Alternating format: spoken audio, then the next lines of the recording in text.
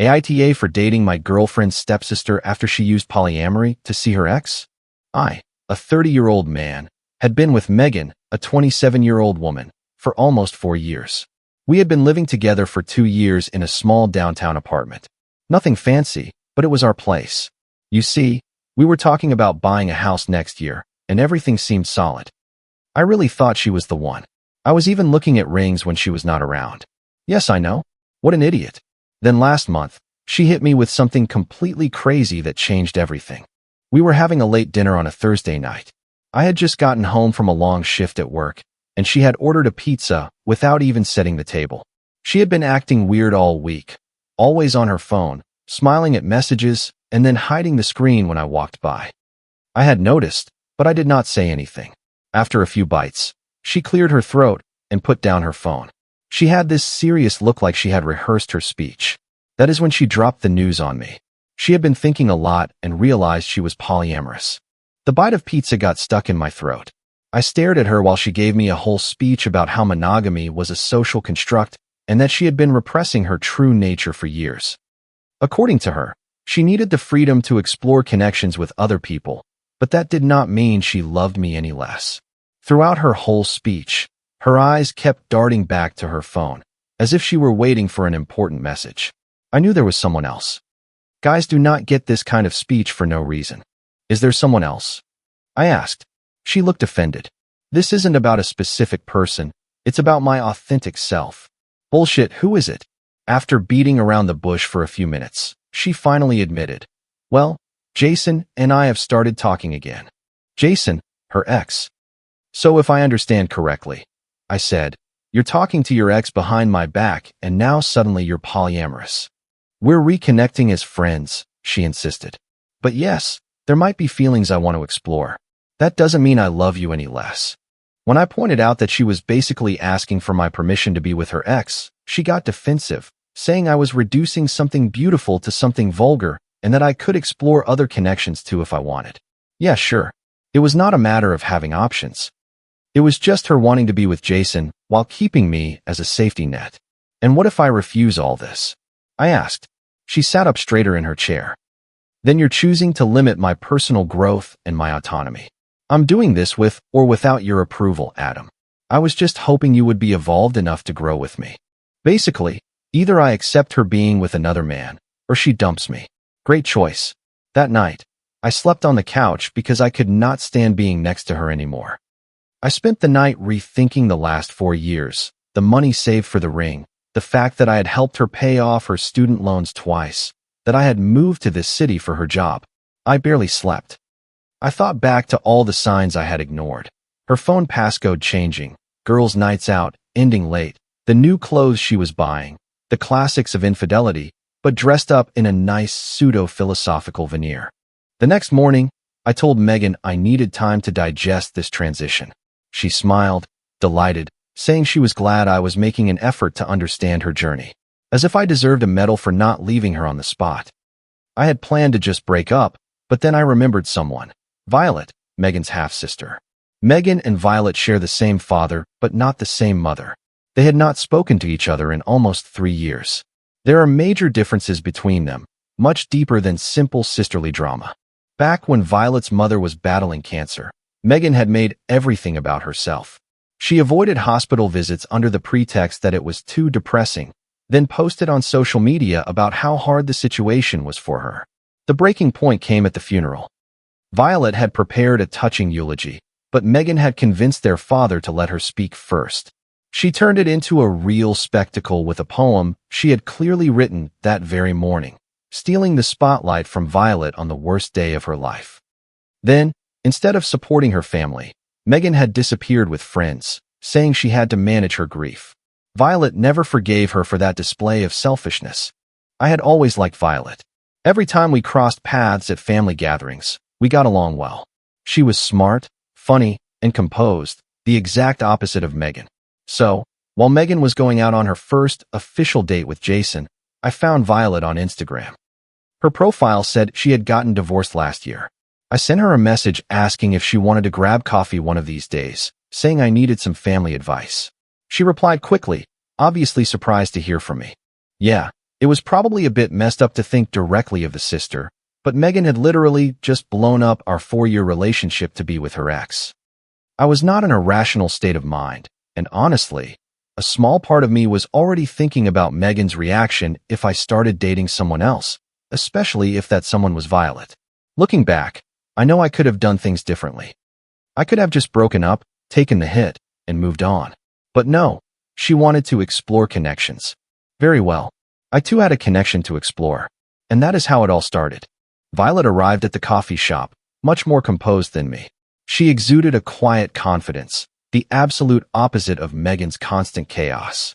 I almost did not tell her the real reason I came, but after some awkward small talk, I blurted it all out. So Megan told me she's polyamorous now, I said, making air quotes. Violet raised an eyebrow. Seriously? Yeah. She wants to see her ex again. Jason, the tattooed guy who never had a real job. She rolled her eyes. Unbelievable. I explained everything to her. How Megan had brought this up out of nowhere. Her ultimatum, her speech about who she truly is. Violet did not look surprised. She just sipped her latte, nodding as if all this confirmed exactly what she thought. Aren't you shocked? I asked. Adam, this is classic Megan. She wants what she wants, and she'll always find a way to disguise it as a philosophical stance rather than pure selfishness. According to Violet, Megan had been planning this for months. She had apparently talked about it with their cousin Kylie back in February, for months earlier, while I was helping her pay all the rent while she was searching for her passion after quitting her job without a backup plan. So what are you going to do? Violet asked. I shrugged. Break up, I guess. What else can I do? She gave me a look as if she were evaluating me. You could get revenge. What do you mean? She wants to see other people while keeping you on standby. Very well. Two can play at that game. I thought she just meant I should also start dating other people, but Violet had a much more specific idea in mind. She told me Thanksgiving was approaching, that it would be at their father's house in a few weeks, and that Megan had already announced she would come with a special guest, most likely Jason. The whole family was dreading this moment because apparently Jason had stolen money from their father years ago and denied it. What if you came too? Violet suggested, leaning toward me. With you? I almost choked on my coffee. With me, why not? We've always gotten along well. You're objectively attractive. I'm recently single, and it would completely destroy her to see her boyfriend with her sister. Ex-boyfriend, technically, I corrected. Well, that's what she calls me now. Even better. At first, I thought she was joking, but as I listened to her explain her reasoning, I realized she was completely serious. It was not just to help me get back at Megan. Violet had her own scores to settle too. Every time I try to move forward and live my life, she finds a way to come and ruin everything, Violet told me. Maybe it's time she knows how it feels. I sat there thinking. Part of me knew it was a completely crazy idea. Dating your girlfriend's sister for revenge is soap opera level stuff. But another part of me, the one still hurting from Megan's betrayal, thought it might be the perfect response to her ultimatum. But wouldn't that just prove her point? I asked. That monogamy is outdated, or whatever. Violet shook her head. No, because you're not claiming to be polyamorous.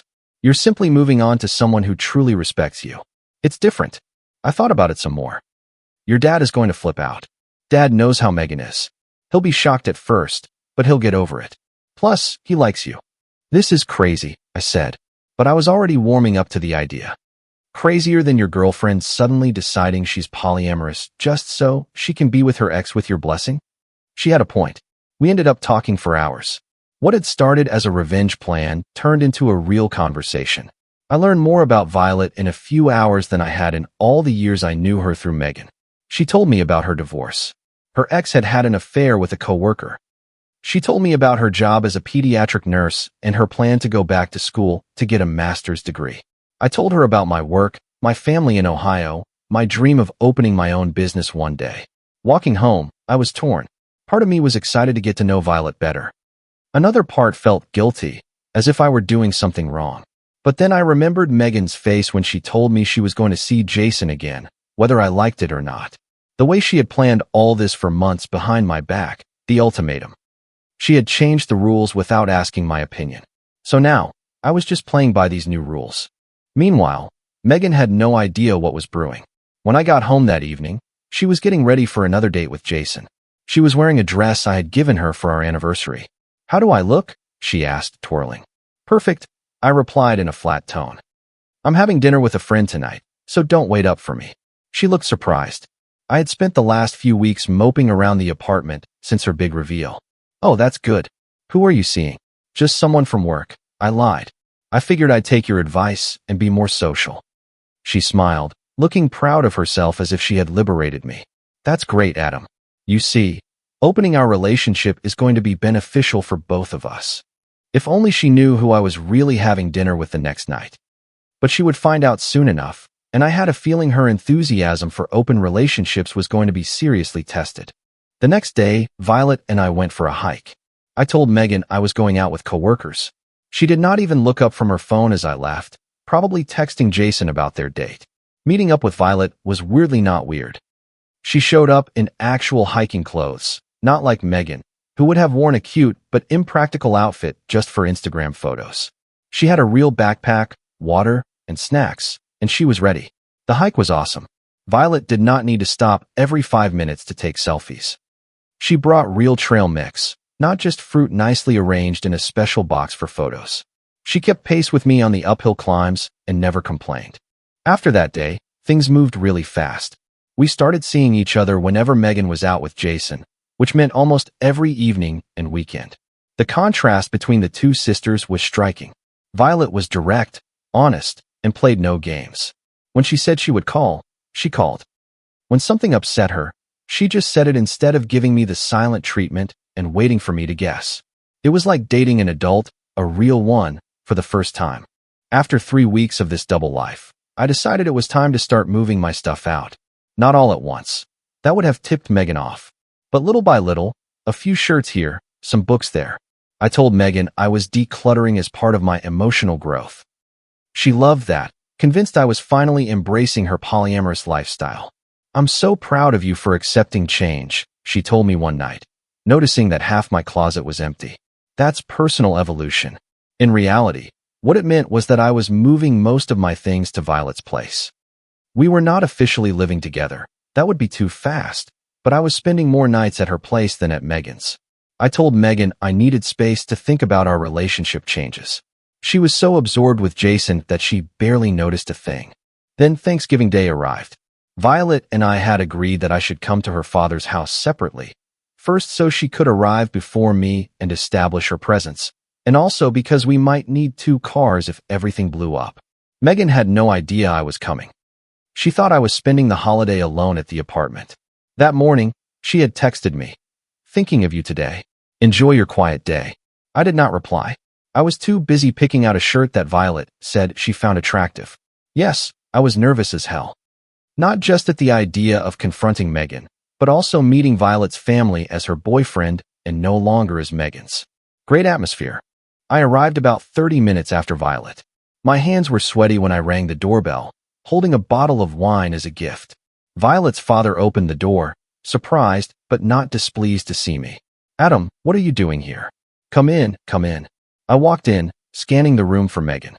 She was sitting on the couch next to a guy I immediately assumed was Jason, tall with his stupid little stick-and-poke tattoos on his knuckles. He looked exactly as I had imagined. The kind of guy who owns a bunch of crystals and talks about his inner energy. Megan's face when she saw me was priceless. First confusion, then shock, then this fake, forced smile as if she were trying to play it cool. "Adam, what are you doing here?" she asked in a tight voice. Before I could answer, Violet came out of the kitchen, wiped her hands on a dish towel, and walked straight toward me. Then she did something I will never forget. She wrapped her arm around my waist and snuggled up against me in a way that left absolutely no doubt about the nature of our relationship. "You're late," she said, loud enough for everyone to hear. I started to worry. The room suddenly went silent. Megan's face went from a forced smile to pure rage in 2 seconds. "What the hell is this?" she practically screamed. Violet's father looked at his 2 daughters, completely lost. "Watch your language, Megan." "And what do you mean?" "Adam is family. Of course he's welcome here." "My sister? Are you kidding me?" Jason, who clearly had no idea what he had just walked into, sat there looking more uncomfortable than ever. "Perfect." Violet calmly explained that since Megan was now polyamorous, Adam was also free to explore other relationships. Megan yelled that this did not include her sister. I finally spoke up, pointing out that she was seeing her ex, so we were doing exactly what she wanted and exploring our authentic selves. The whole family stayed silent, watching the disaster unfold before their eyes. Violet's aunt and uncle were frozen, glasses half raised. The teenage cousins were filming the scene on their phones. That video would probably be on TikTok before dessert even started. Megan's father cleared his throat. Polyamorous? Megan, what is Adam talking about? And that is when everything went off the rails. Megan tried to explain the concept of polyamory to her conservative father while simultaneously having a meltdown about my relationship with her sister. Jason tried to introduce himself, but was completely ignored. Violet quietly went back to the kitchen to check on the food in the oven as if all this was perfectly normal. So, you have an inappropriate relationship with this guy? Her father asked, pointing at Jason, who looked like he wanted to disappear. It's not an inappropriate relationship if everyone consents, Megan yelled, her face red. Violet came back from the kitchen and threw in. Did Adam really consent? Or did you just announce that you were going to do it, whether he wanted it or not? Megan stomped her foot like a child. This is sabotage. You've always been jealous of me. First, you stole Dad's attention with your perfect grades. Then you got the college fund, and now you're trying to steal my boyfriend. Ex-boyfriend, I corrected calmly. Since you decided we could see other people. The argument turned into a full-blown family therapy session. All the old grievances resurfaced, not just between Megan and Violet, but also about their parents' divorce, their mother's funeral, and the time Megan wrecked Violet's car. The whole family history was being unpacked right there in the living room. At one point, Megan turned to me, tears in her eyes. I can't believe you did this to me with her, of all people. I didn't do anything to you, I replied calmly. You changed our relationship without my consent. I'm just adapting to your new rules. The tension was so thick you could cut it with a knife. Fortunately, Violet's father suggested we sit down at the table before the food got cold. Somehow, everyone ended up seated, even though Megan was glaring daggers at us and barely touched her plate. Dinner was incredibly awkward. Every attempt at neutral conversation ended up circling back to the elephant in the room. Violet's teenage cousin asked how Jason and I felt about sharing a girlfriend, which made Megan choke on her drink and Jason blush to the tips of his ears. After the most uncomfortable dinner of my life, people started to scatter. Megan intercepted me in the hallway as I was coming back from the bathroom. Can we talk in private? She asked in an almost pleading voice. Against my better judgment, I agreed. We went into an empty bedroom. What are you doing, Adam? She shot at me as soon as the door closed. Is this a sick joke? No joke. Violet and I are together now. But she's my sister. My half-sister. And you know very well I haven't spoken to her in years. You've always treated her like crap, I retorted. She grimaced. That's not fair. Life's not fair. You wanted polyamory, remember? Well, this is what it looks like. She wanted to know how long this had been going on. I told her about 3 weeks. She was shocked that we were already together for Thanksgiving, accusing me of doing it on purpose to hurt her. I insisted that everything did not revolve around her. Violet and I had a real connection. A real one? She sneered bitterly. You're dating her to get back at me, and she's dating you to hurt me too. That is not true. It is revenge. Maybe it started out that way, but it has become something else. She stepped closer, placing her hand on my arm. Adam, come on, this is insane. We've been together for 4 years. You're going to throw it all away for some revenge plot with my sister. I pulled my hand away. No, you threw it all away when you decided to be with Jason whether I agreed or not. Remember? Her face hardened. Fine. Have fun with your revenge, but don't come crying when she gets tired of you. Don't worry, I won't. The rest of the evening was tense, but less explosive. Eventually, Megan grabbed Jason by the arm and announced they were leaving. This family is toxic and unsupportive, she declared theatrically. Don't forget your emotional support water bottle, Violet yelled after her. Megan had this stupid $50 water bottle that said, hydrate your soul, that she took everywhere. She gave us a rude gesture and slammed the door. Once she was gone, Violet's father sat heavily on the couch. Well, I wasn't expecting that, he said. Sorry for the drama, I replied. He waved it off. Not your fault. Though I have to say, dating a girl, and then her sister is a bit unconventional. We stayed another hour to help clean up and try to bring back some semblance of normalcy. When we finally left, I was exhausted but also relieved. The bomb had gone off. The fallout was beginning, and yet Violet and I were still standing. Standing by our cars, Violet squeezed my hand. "Well," she said, "exactly as planned." I laughed. "A complete disaster. Absolute carnage," she confirmed. "But was it worth it?" "No," I nodded. "Absolutely. We had no idea the real drama was just beginning." The days following Thanksgiving were worse than anything. When you set off a major disruption in someone's life, the effects linger for a long time. Who would have thought? Megan blew up my phone that night. 37 missed calls, 100 messages going from anger, "How could you do this to me?" to tears, "Please, talk to me." Then to threats, "I'm going to tell everyone what a manipulator you are." I blocked her everywhere, but she found other ways. Email, friends' phones, even LinkedIn. The next day, while Megan was at work, I went back to our apartment to get my stuff. I had already moved the essentials to Violet's place, but there were still clothes, books, and some electronics left. Within an hour, everything was packed. I left my key on the counter with a note. "Thanks for suggesting polyamory. Without you, I would have never met Violet. Don't worry about the rent. I paid your share through January. Consider it a parting gift." It was maybe petty, but I figured I had earned it. I thought it was all over. I was wrong. 2 days after Thanksgiving, Megan showed up at Violet's apartment. Violet had not yet returned from her hospital shift, but I was there. I saw her car pull up through the window and seriously considered pretending I was not home, but I decided to face the situation. When I opened the door, Megan looked terrible. Swollen eyes from crying, messy hair, in a sweatshirt and sweatpants. She who would normally never go out like that. "You really are a piece of work," she blurted out as soon as the door opened. "You did this to hurt me." I sighed. "You don't get to play the victim. You're the one who changed the rules without asking me. So this is punishment, dating my sister."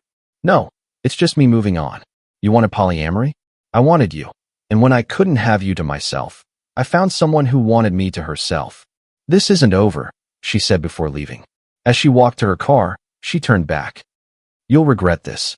Both of you will regret this." I told Violet about the encounter when she got home. She was not surprised. Apparently, this kind of dramatic confrontation was Megan's specialty. She suggested we lay low for a while, avoid places where Megan might show up. We did not have to wait long to understand what she meant by "this isn't over." A few days later, she made a scene on social media. She posted a long rant saying her ex had manipulated her vulnerable sister out of revenge, that I had used polyamory against her, and that I had shamed her. Of course, she carefully forgot to mention that she forced polyamory on me overnight after thinking about it for months. Most people saw right through her. A few of her diehard friends attacked me in the comments. I did not reply. Neither did Violet. We just posted a picture of the two of us at the museum, looking happy. No caption needed. The social media storm calmed down after a few days. But Megan was not done. She started telling our mutual friends that I was controlling and manipulative, that I had isolated her from her loved ones. Which was false. She was the one who cut ties, claiming people were toxic.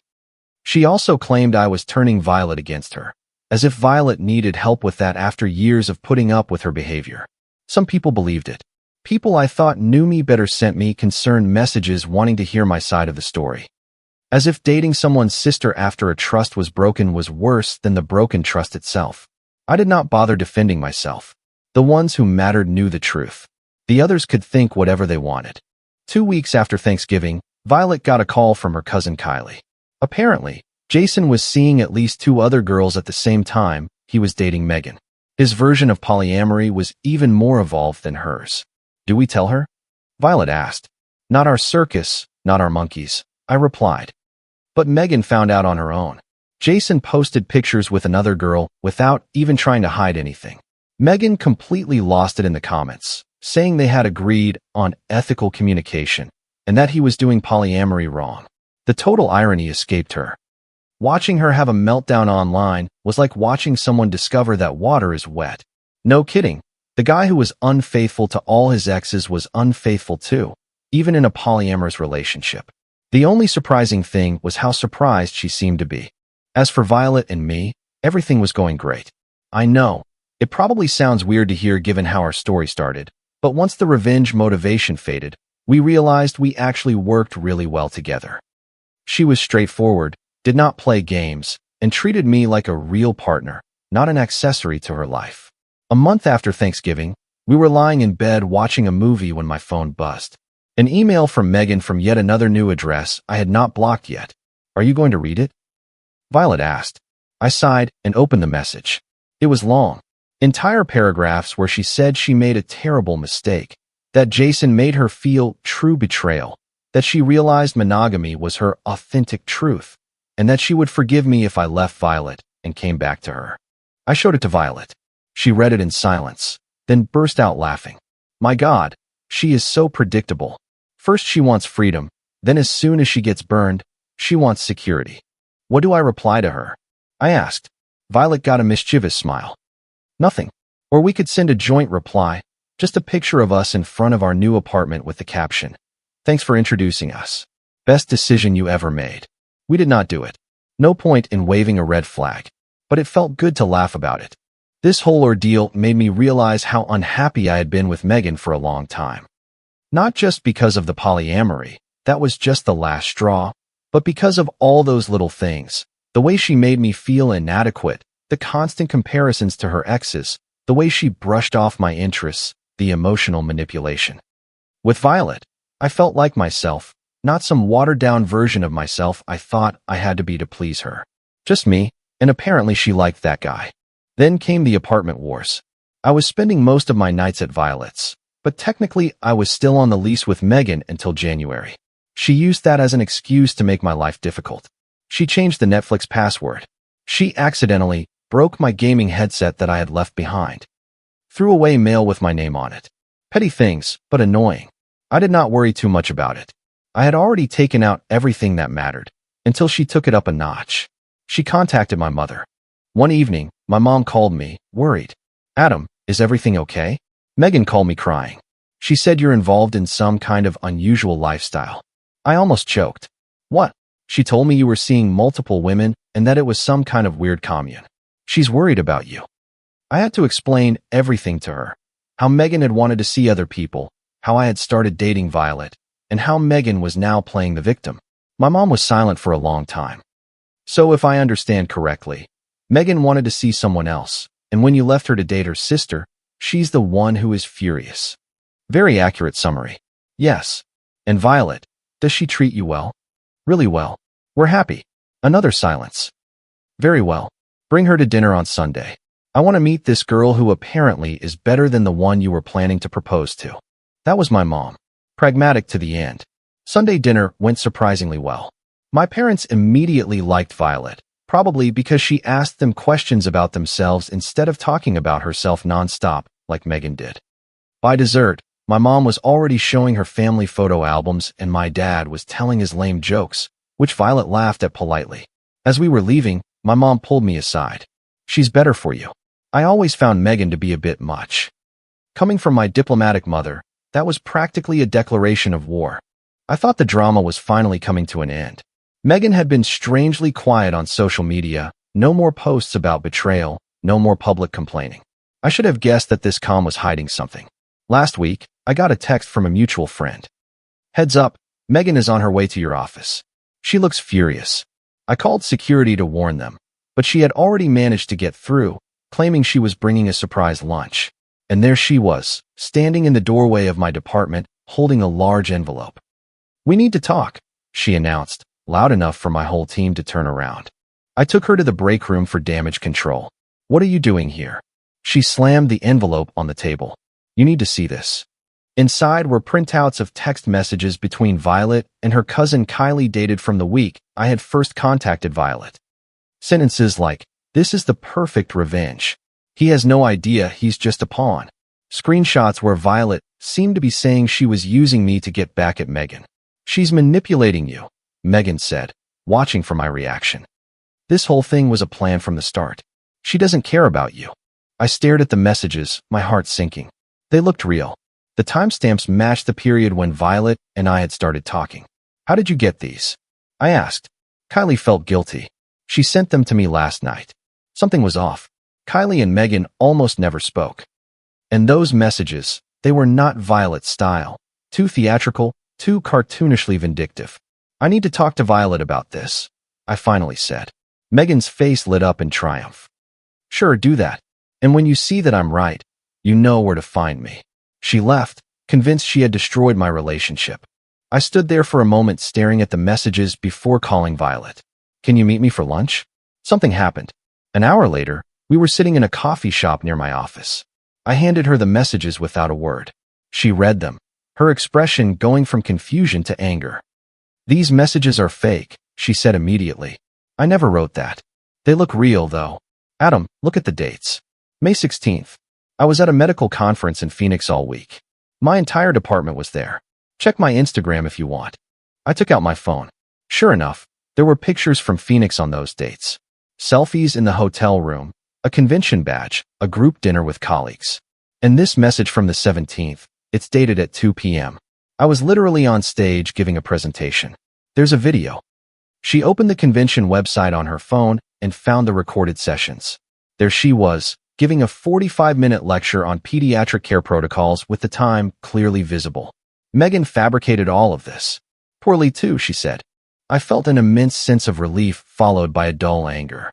She had come to my workplace with fake evidence. She's desperate, Violet said. She can't stand that her plan backfired on her. That you're happy without her. That I'm happy with you. That she finally has to face the consequences of her actions. That night, we had had enough.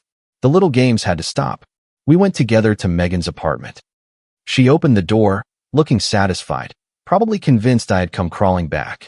Her smile completely vanished when she saw Violet by my side. The messages are fake, I said right away. Violet was at a conference. There's video proof. You brought fake screenshots to my office to cause chaos. Megan's face went through several emotions in a matter of seconds. Surprise, anger, then an attempt at innocence. I don't know what you're talking about. Kylie sent me those messages. If they're fake, she's the one responsible. Stop, Violet interrupted her. Just stop. We talked to Kylie. She didn't send you anything. It was a bluff. We had not actually contacted Kylie yet, but Megan's reaction confirmed our suspicions. Her face crumpled. You need to stop, I continued. No more visits to my work. No more fake evidence. No more social media attacks. It's over, Megan. You destroyed everything, she whispered, suddenly looking tiny. We were supposed to get married, have a family, and you ruined it all. You ruined it all, Violet corrected. The day you decided Adam wasn't enough for you. The day you thought you could have everything on your terms without ever paying the price. I loved him, Megan insisted, crying. No, I said. You loved what I provided for you. The stability, the attention when you wanted it, the freedom when you no longer wanted it. You loved keeping me in reserve while you went to be with Jason. We left her there, standing on the threshold. Walking back to the car, I felt a weight lift off me. The manipulation, the drama, the constant fear that she would resurface. It was all finally over. That night, we blocked her new email, her friends' phone numbers, every possible means of contact. Then we bought tickets to Italy for this summer. A true fresh start with no ties to the past. 2 days later, Megan sent an email from another address. This one was different. No accusations, no games, just 4 sentences. I'm sorry. I see what I did now. I hope you are both happy. Please don't contact me again. I did not reply. There was nothing left to say. Sometimes I wonder how things could have gone differently. If Megan had chosen honesty over manipulation, if she had communicated her needs instead of making decisions about our future on her own. But when I look at Violet, I realize that Megan actually gave me the greatest gift possible, freedom. The freedom to leave a relationship built on quicksand and the chance to find something real. As for Megan, according to the latest news, she is dating a relationship coach who organizes workshops on conscious uncoupling. I wish her all the happiness in the world from a safe distance. A very, very great distance. Comment. I want to start by acknowledging how complex these situations can be. What stands out most to me is the power of setting boundaries, even when it is incredibly difficult. Protecting your own peace is not selfish. It is a fundamental act of self-respect. We cannot be responsible for someone else's choices, but we are always responsible for how we heal and move forward. Sometimes the path to healing is not perfect, and that is okay. The real goal is to find your way back to a place of stability and genuine happiness. Choosing to walk away from drama is a profound act of kindness toward yourself. That choice reminds us that what feels like an ending can often become an unexpected and beautiful new beginning. I hope this story encourages you to honor your own worth and choose relationships that build you up. You always deserve to be treated with honesty and respect. If you like the stories, don't forget to leave a comment and support the channel by subscribing. See you in the upcoming stories.